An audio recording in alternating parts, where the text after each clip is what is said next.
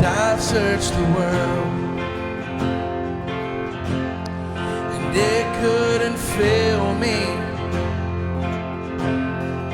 Man's empty praise, treasures that fade are never enough.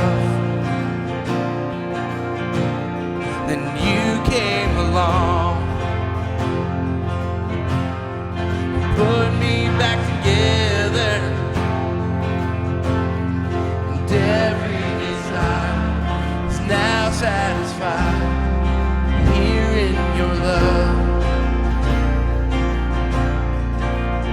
Oh, there's nothing better than you. Oh, there's nothing better than you, Lord. There's nothing is better than you.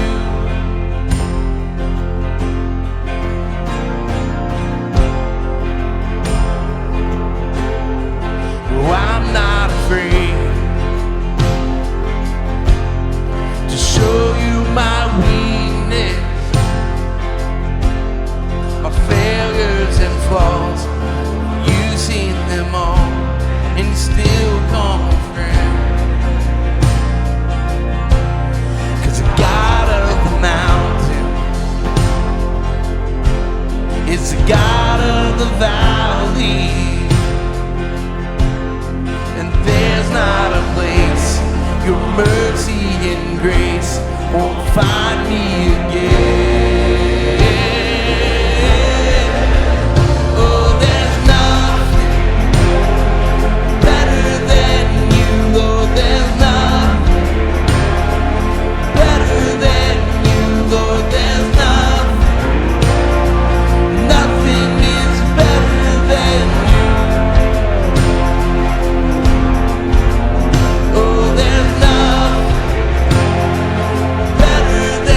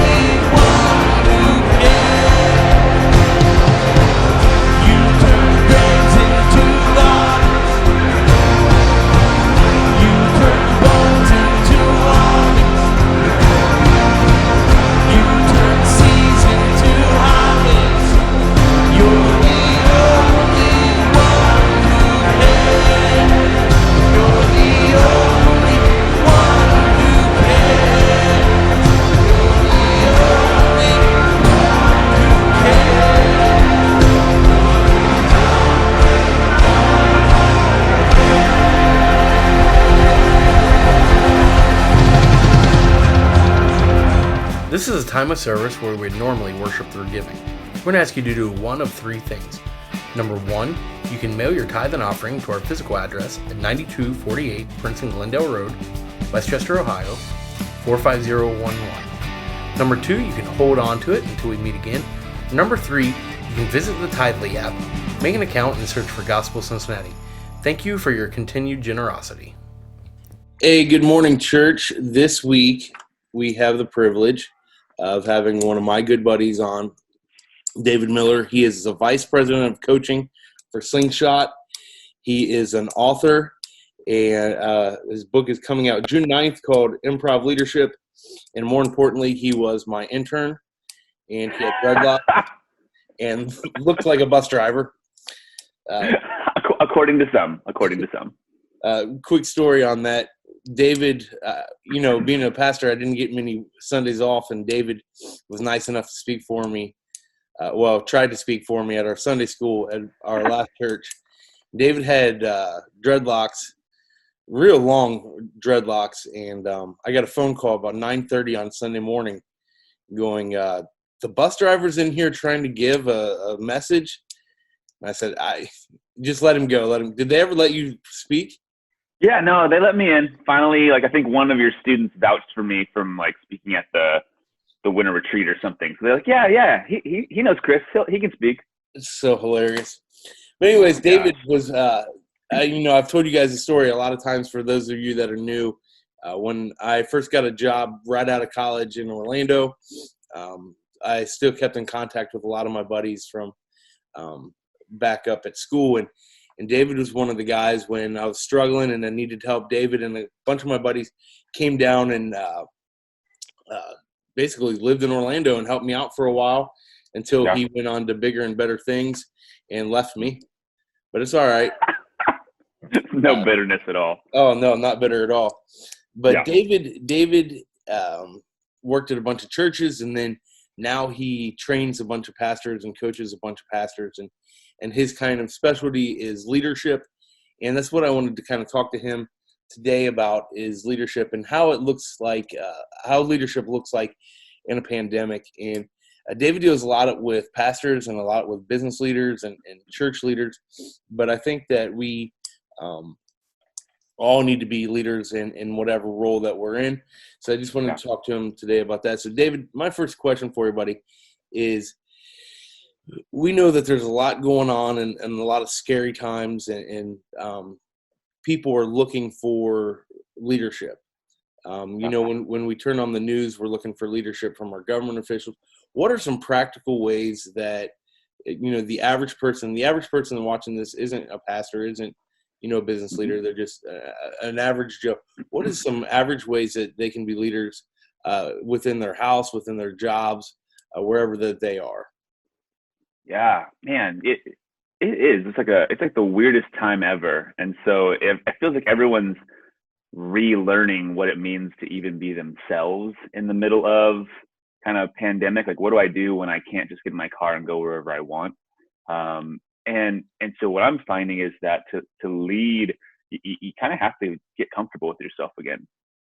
You have to realize that, it's okay that you got a little freaked out. It's okay that maybe even in this moment, there are people that are depressed, or they're struggling because all of the plans that they had are not working out the way they thought they were going to. There are some people that are watching that their income is going down, or they know someone who's sick. And the thing is, leadership isn't, it's not just being perfect and responding the perfect way in all of those scenarios. Kind of allowing yourself to have some grace and being able to say, I had my freak out moment. I had my sad moment. I had my angry moment. And now that part's done. I'm going to go over here now, and I'm going to recalibrate who I want to be and the kind of person that I'm going to be as we get into normal life. Because here's the reality: the whole thing going on, us on Zoom right now. This is normal life, at least for a little while. And I think that we have to kind of go through those stages of grief, if you will, and get to that place where we're able to say, and I'm okay with the way that I've responded, and I'm okay with now moving forward, whether that was a positive or a negative response. So I think that's the first thing. That's a great point, because a lot of times people expect, leadership to respond the perfect way every time, and Yeah. I don't think we expect that of other people, but I think us as leaders or leaders in our own house, I think that we expect ourselves to respond perfectly every Yeah. time, and We're it's just far not less gracious with ourselves. right. It's just not a feasible thing to respond perfectly. Well, in some of the trainings that I've done, like I'll train young leaders that are looking up to their boss, and almost every young leader will have this moment where they'll say, my supervisor, my boss, my pastor didn't do it the way that like I think they should have. I read all the books, they didn't respond perfectly, and my response to that young leader is always, yeah, but they're a human being, like that, like who's to say that they didn't just get into a fight with their significant other? Who's to say that they're not feeling a little bit sick as they left the house, or they had a bad night's sleep, or they just were in some other meeting where it all seemingly fell apart, and they're disappointed, and now you're asking for more budget for your ministry, right? Like we need to allow others and ourselves to just be human beings and to respond the way that we respond. And it's like the thing I always talk to my kids about. I have 3 kids. And I always talk to them, and I'm like, you're not responsible for your gut reaction, but you're responsible for what you do after that, right? Like that immediate moment when something goes wrong and you're disappointed, no problem. Be disappointed. And now what are you going to do about it? How are you going to move forward? You're just going to mope around for the rest of the day because you're disappointed? Hey, that thing happened. Let's go ahead and deal with that. Let's not pretend it didn't. Let's deal with that and then move forward so that we can, lead in our homes, with our families, with ourselves, in our jobs, all the different scenarios. And I think I've seen a lot of that, just with different people that I've talked to, especially in this time with the pandemic, that there is a lot of disappointment, and people are either going to allow this disappointment to curl them up on a ball and just kind of ride it out, or what I'm hoping that we specifically do as a church is we take this opportunity, where we're separated for something that we love, and it grows us and challenges us, so that when we come back, we take those lessons and we move on. Yeah. What have you found, with leaders? What is the best way for them to learn lessons? Is it through experience? Is it through watching others? Is it through, what do you think the best way, or put a different way, what do you think the best leaders do when they come to a situation that doesn't go their way? What do they take away from it? Yeah. I mean, there's this phrase is going around a lot right now, but I'll probably butcher it or reword it a little bit, but this whole concept of it's like disappointment is like the birthplace of innovation. And so I think that the average person, when they're disappointed, when it doesn't go the way they wanted it to, they kind of stew in that, right? So and again, when we all have our moments, but I think the average person stews in that and then just stops. We sit in the disappointment of, this didn't go the way I wanted, and now everything's terrible.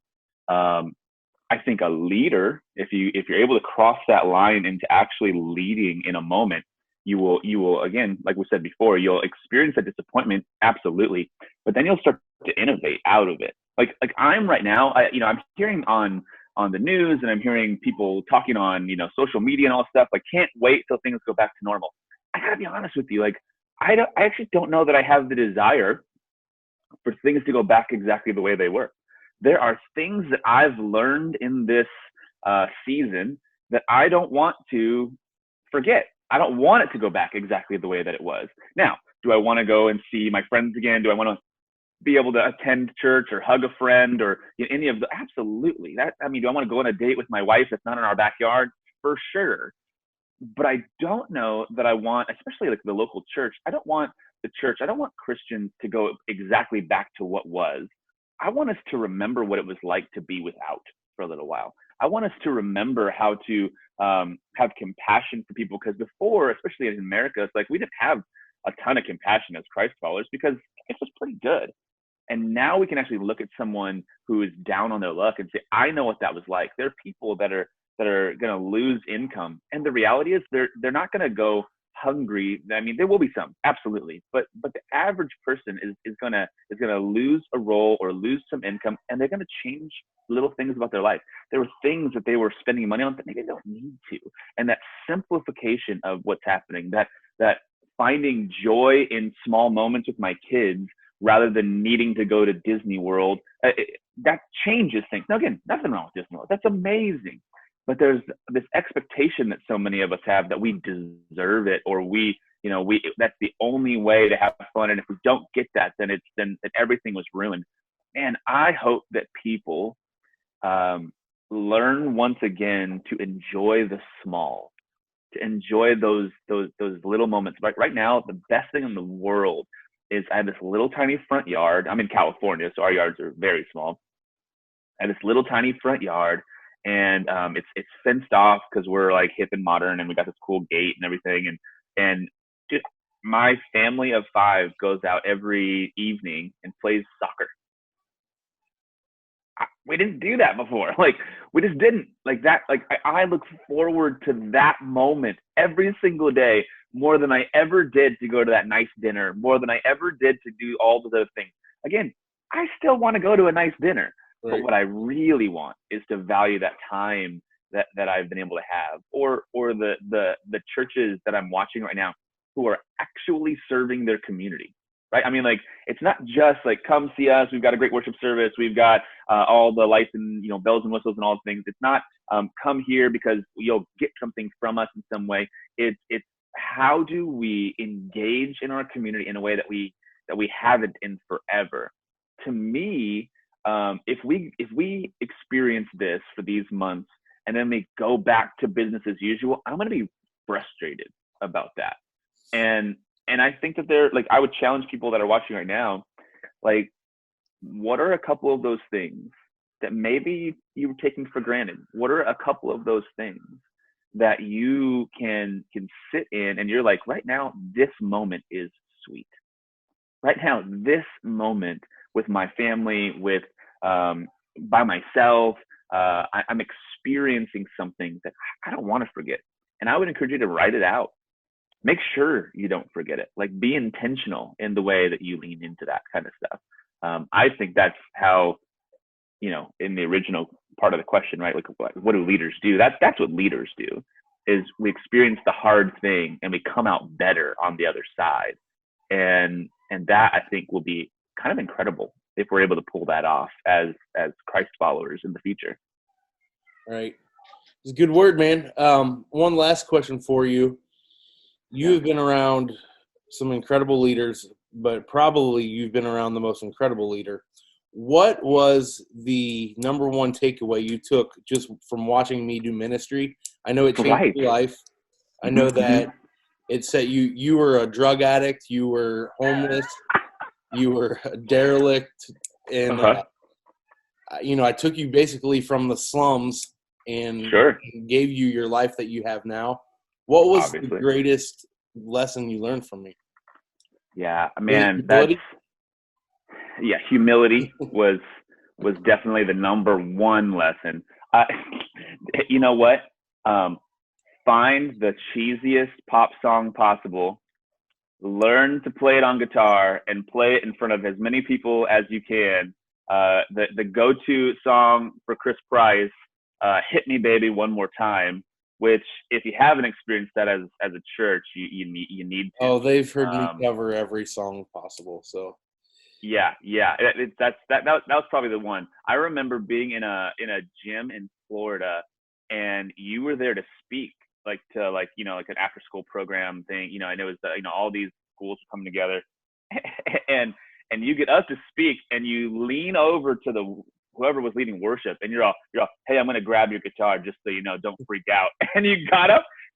You did not know this person. Grab this stranger's guitar, which now that you're leading worship, you know what a faux pas that was. You would be. I would kill somebody.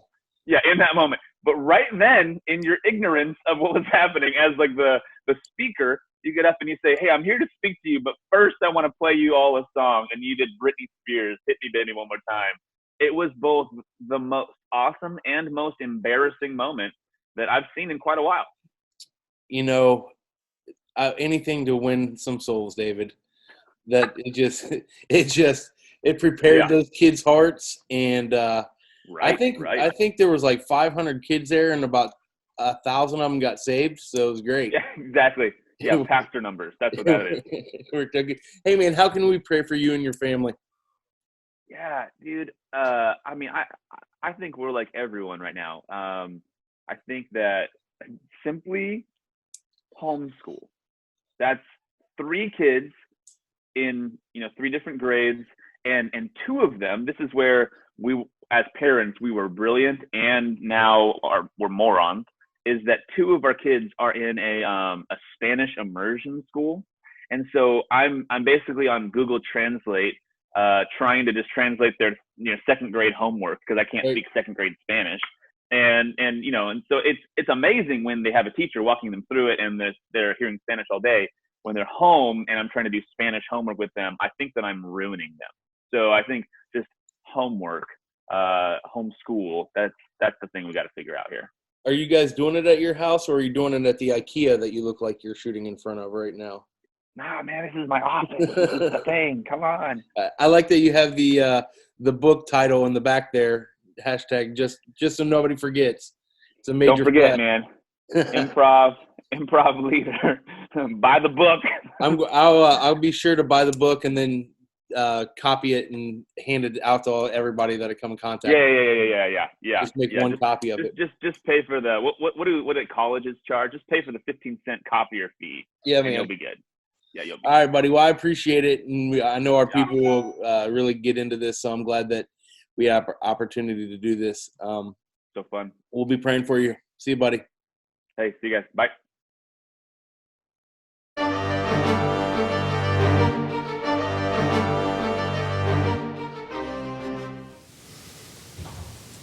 Good morning, Gospel. It's good to be back with you again this week. I wish we could be back in our worship center, but if you're watching the news, it sounds like it's not too far away. Just to give you a little update, we did virtually meet with our deacons this week to begin to make preparations on getting the building ready for you. Your safety will be our utmost concern as we come back together. So understand and know that we are looking out for you. We will not do anything hastily. We want your health to be the reason that you come. We understand that this is going to be a big risk. In the next few weeks, we'll be giving out you some more information as far as what to expect, when we're going to open, those kind of things. Keep a close eye on our Facebook page. Keep an eye on our website. We will be putting those things out. We'll also send a text out to let everybody know to check those things. We're still several weeks away, but it won't be that much longer before we are back together. And as I say that, let me remind you that if you need anything, if you need someone to run to the store for you, or you need somebody to do anything at all, reach out to us. Let us know what's going on. You can reach me at Pastor Dan at GospelCincinnati.com, or you can get Pastor Chris at Pastor Chris at GospelCincinnati.com, and we would be glad to help you out in any way that we can. This week, I think we're going to do something just a little bit different. I've been doing expository messages over the last few weeks. Last week, Pastor Chris spoke for us, did a fantastic job. But this week, I thought I'd do something just a little bit different. Instead of going expository, which just means verse by verse in a chapter, I thought we'd do something a little more topical. And we're going to spend some time this morning dealing with the subject of the secrets of war. We've talked over the last few weeks about the fact that we are at war. Every day that we're constantly fighting with the old man inside of us. We're constantly fighting with Satan himself in order to sustain our relationship in the place that it needs to be. And we're all about relationships here at Gospel. I believe that the relationship that we have between Jesus Christ in ourselves is something that needs to grow and needs to stay healthy. And in order to do that, we need to be constantly on guard and constantly be aware of what's going on. Now, the whole idea of war, look, I love war movies. I don't know about you, but I really enjoy watching them. I've watched everything from Midway to Hacksaw Ridge to Saving Private Ryan, American Sniper. Recently I watched 1917. It really doesn't matter. If it's got guns and people shooting it, I'm pretty much there watching it. But part of the reason I like to watch those things is because there's a lot of things you can see out of it. You get to see the angst that goes on, the fear, the struggle, and ultimately, usually the overcoming of those things.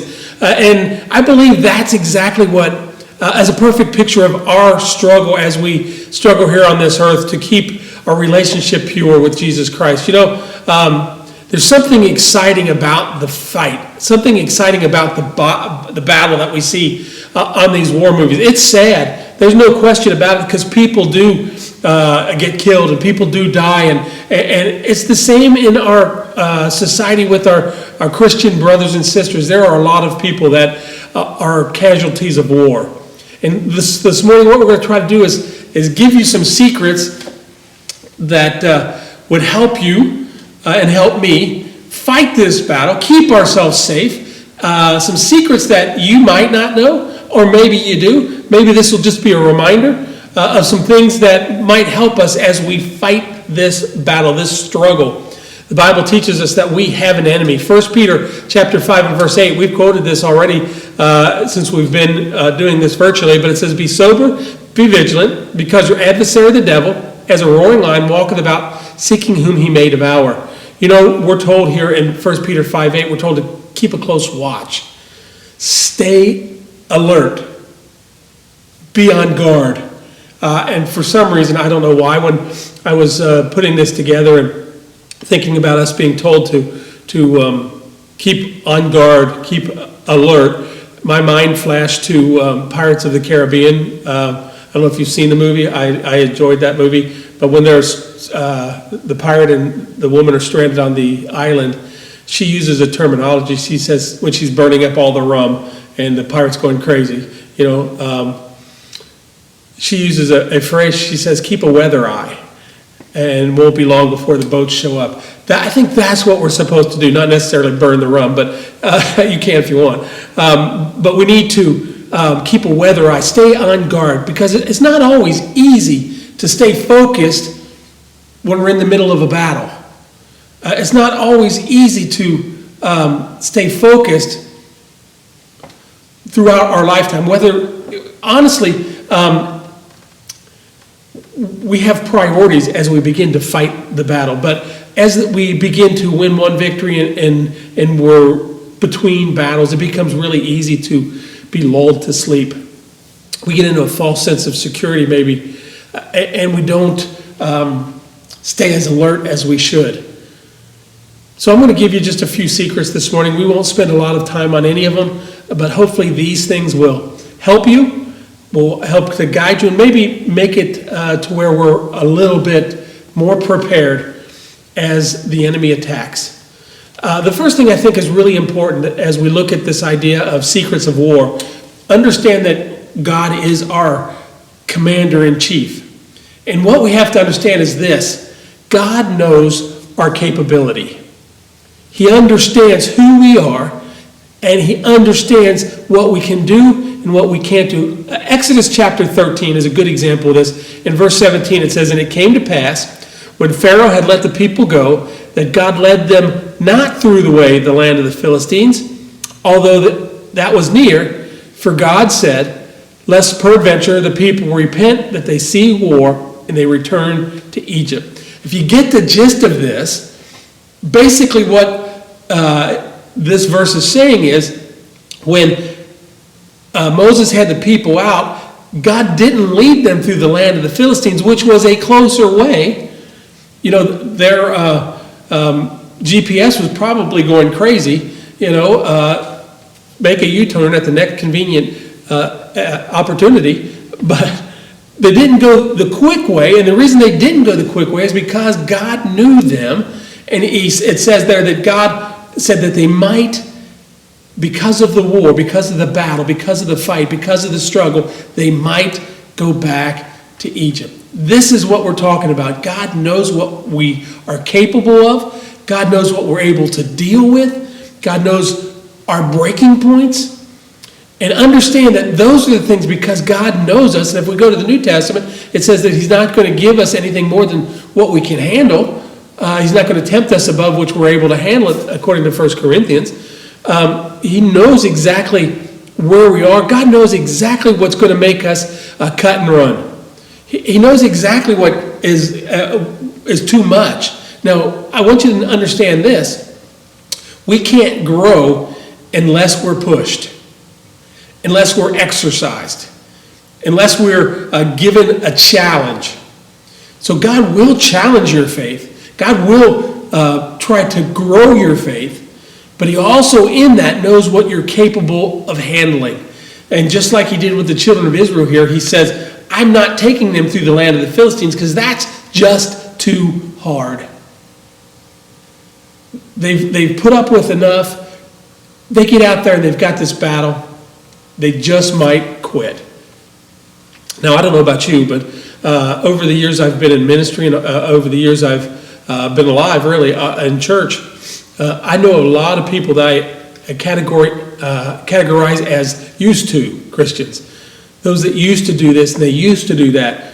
And the reason most people are used to is it's their own choice. Because God is still willing to take them back. God is still willing to accept them. His arms are wide open to those that have had struggles and have maybe not handled things the way that they should have handled them, or maybe have had disappointments along the way. And those disappointments have become so heavy on them. My God is a God of burden lifting. God is a God of pulling those things off of us. The best part about God, and I say this all the time here at Gospel, the best part about God is he forgives. That's amazing to me.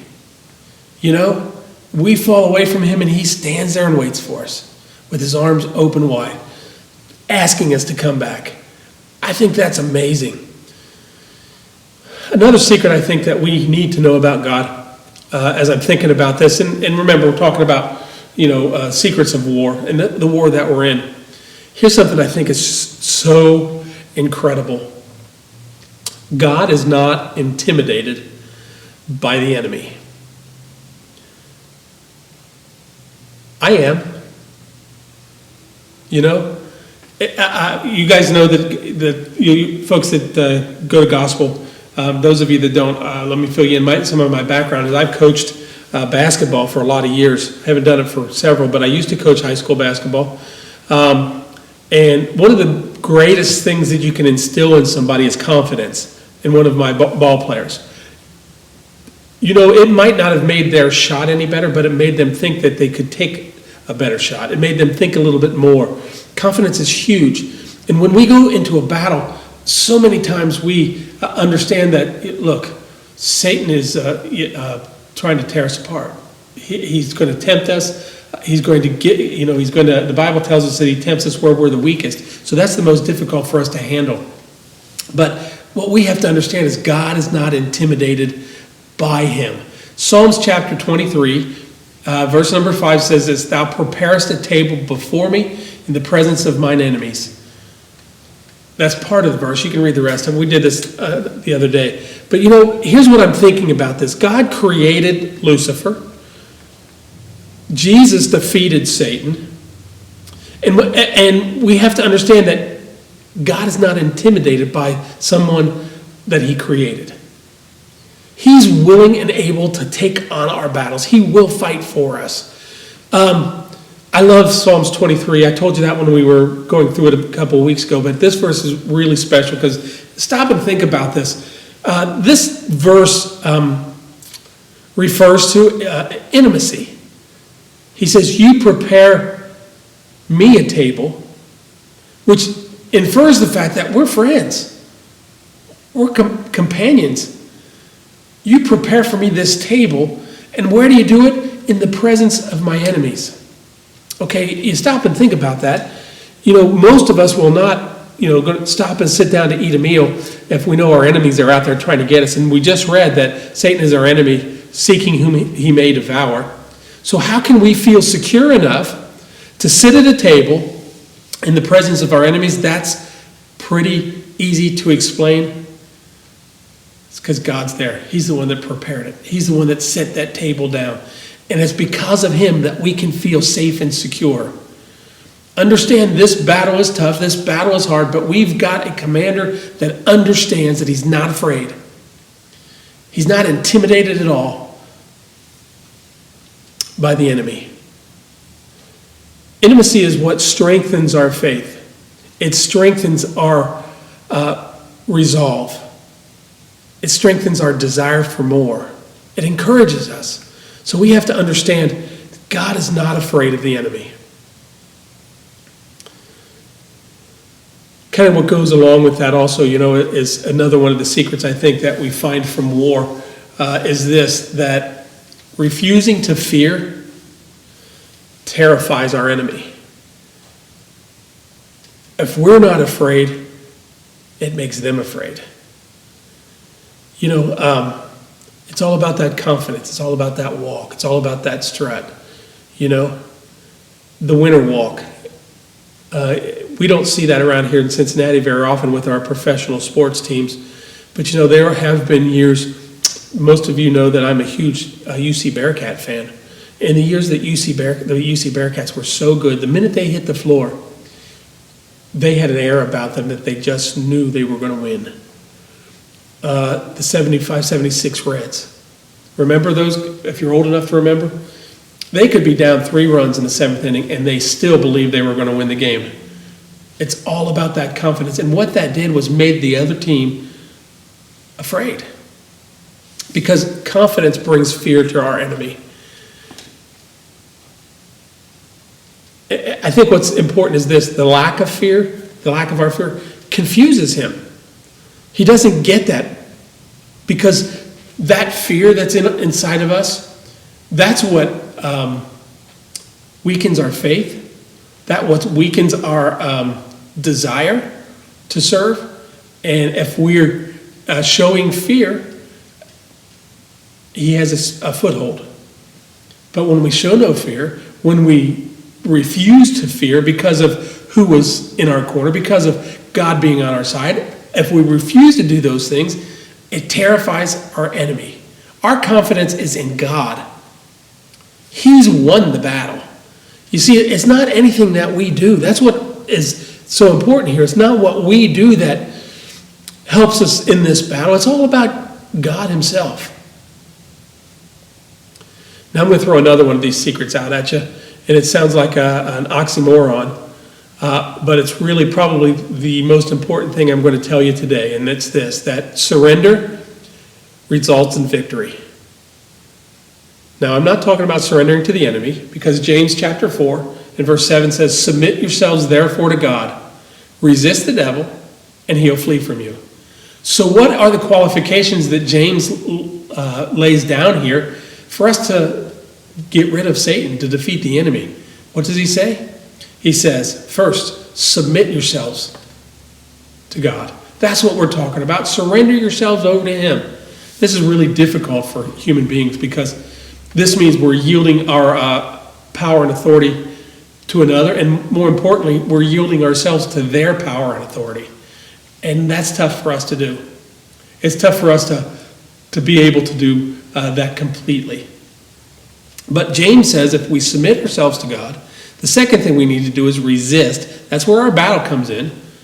We allow God to take charge, but we still have some fight in us, because God is there to protect and to plan and to give us our battle plans, but we still have to fight. And James says if you submit yourselves and resist, here's what happens: he'll flee from you. So surrendering involves giving yourselves over to someone else, and that someone is God himself. Our relationship with Jesus Christ is so important. I don't know who all's watching this morning, who all's out there. I do know this, that if you're out there this morning and you don't have any idea about what I'm talking about, you don't understand what I'm saying when I'm talking about a relationship with Jesus Christ, it's all about salvation. It's all about understanding. The book of Romans tells us that, look, we're all sinners. I'm a sinner. Pastor Chris is a sinner. Believe me, I raised him. I know. We're all sinners. But the only difference between us and someone that doesn't know Jesus is the fact that we've accepted the gift that he gave us. The Bible teaches us that the wages of sin is death, but the gift of God is eternal life through Jesus Christ. And that's what we're talking about here. That relationship is more than just accepting Jesus. That gets us into heaven. When we allow him to wash us white as snow, that's what the Bible teaches. We allow the blood to wash us. Our sins are forgiven. That's exciting things, but it's how we live from there on out so that we can bring others with us. I tell my church all the time, our responsibility as Christians is more than just being saved. It's taking as many people with us when we go. You know, we're kind of like trying to fill up heaven to drag them with us. And that's what we're talking about. When we surrender ourselves, we give ourselves over to God, that's when we begin to see victory. Surrender results in victory. That's kind of weird, I get that, but that's the truth. The other thing that I want to tell you this morning is this: remain offensive. I know that sounds weird, right? Because you're not supposed to be offensive, but you know, that's what we're supposed to be. Matthew chapter 16 and verse 18 says this, "And I say unto thee, thou art Peter, and upon this rock I will build my church, and the gates of hell shall not prevail against it." What's being talked about here is what Peter just said. Peter just said, you know, you're the Christ, you're the Son of the living God. Jesus asked, who do you think I am? And that's what Peter said. And Jesus says, you know what? On that fact, I'll build my church. But here's what's important. He says, and the gates of hell shall not prevail against it. We as the church, the body of believers, we're supposed to be on the attack, not on the defensive. It says the gates of hell, the gates are defensive. That means we're attacking, tearing down those gates. That's what we're supposed to be doing. We've been given the authorization to fight. We've been given the charge, and we can hear the bugle blowing the charge. We're being told to attack. That's what this verse is all about. The problem is, as Christian people, we have remained defensive way too long. You say, Pastor, being offensive sounds terrible. That doesn't sound like something. What about love? And what about, look, you understand what I'm trying to say. I talk about love all the time. But we can love, we show our love by being offensive. I don't mean offending. I just mean taking every opportunity to present Jesus to those around us. Whether it's verbally, whether it's through how we live, whatever that might be. We're supposed to show the love of Christ. We're supposed to show who he is. We're his representative, his ambassadors. We are his soldiers here on this earth. We're in a battle. There's no question about it. We're in a fight. But the truth of the matter is, that battle's already won if we just follow a few of these secrets. Gospel, I hope you've enjoyed yourself this morning. I really am looking forward to finally getting back and meeting together. Pray hard, pray much for the church. There's a lot of fear. There's a lot of trepidation about coming back. I understand that. I get that. And I'm going to tell you today, and I'm going to tell you from here on out, when we open up, and if you're afraid, stay home. It's okay. We want you comfortable. We want you to understand that we love you and we understand. So, look, as I said, it'll be several weeks yet, and I am excited about finally getting to wave at you from across the room or talking to you from 6 feet. We're going to make sure that you're safe and that we're safe. Pray for your pastor. Pray for your associate pastor. He hates the word associate pastor, so maybe I should not throw that out there. Executive pastor. All right? Pray for your leadership, as we're going to be praying for you. God bless you. We'll see you next week.